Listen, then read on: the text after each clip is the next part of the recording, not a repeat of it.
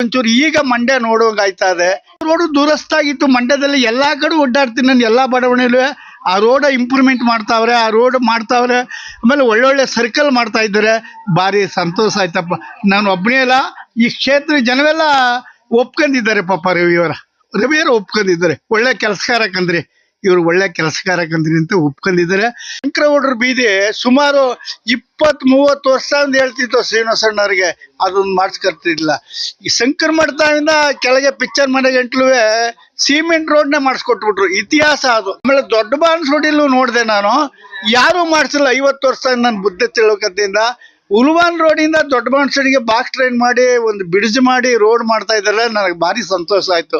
ಅಕ್ಕಪಕ್ಕದ ಗ್ರಾಮದಲ್ಲೆಲ್ಲ ಹೋಗಿ ನೋಡ್ತಾವೆ. ನಮ್ಮ ಕ್ಷೇತ್ರದಲ್ಲಿ ಒಳ್ಳೆ ಕೆಲಸಗಾರ, ಒಳ್ಳೆ ಬುದ್ಧಿವಂತ. ಕ್ಷೇತ್ರದಲ್ಲೆಲ್ಲ ತುಂಬಾ ಕೆಲಸ ಮಾಡ್ತಾವ್ರೆ. ನಮ್ಮ MLA ಅವರು, ನಮ್ಮ ಶಾಸಕರು ರವಿಯವರು ತುಂಬಾ ಒಳ್ಳೆ ಕೆಲಸ ಮಾಡ್ತಾವ್ರೆ.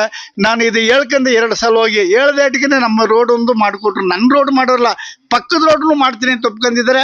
ಅವರು ಟೈಮ್ ಸಿಕ್ಲಿಲ್ಲ. ಪಕ್ಕದ ರೋಡು ಅದಗಿಟ್ಟೋಗದೆ, ಆ ರೋಡ್ನು ರೆಡಿ ಮಾಡೋಕ್ಕೆ ಸ್ಯಾಂಕ್ಷನ್ ಆಗದೆ. ಆಮೇಲೆ ನಮ್ಮೂರ ಬಸ್ ಸ್ಟ್ಯಾಂಡ್ ನಿಂತಿದ್ರೆ ಈಶ್ವರ ದೇವಸ್ಥಾನ ಗಂಟ ಪೂಜೆ ತಕ್ಕೋಕ್ ಆಗೋದಿಲ್ಲ. ಡೈರಿ ಮುಂಭಾಗ ರೋಡು ತುಂಬಾ ನಮ್ಮೂರಿಗೆ ಒಳ್ಳೆ ರೋಡ್, ಅದು ತುಂಬಾ ಒಳ್ಳೆ ರೋಡ್ ಮಾಡಿಸ್ಕೊಡ್ತೀನಿ ಅಂತ ಒಪ್ಕೊಂಡ್ರೆ ಪೂಜೆನೂ ಬಂದು ಮಾಡಿದ್ದಾರೆ. ಅವ್ರಿಗೆ ತುಂಬಾ ಆರೋಗ್ಯ ಆಯಿಸ್ಕೊಟ್ಟು ಧನ್ಯವಾದಗಳಪ್ಪ.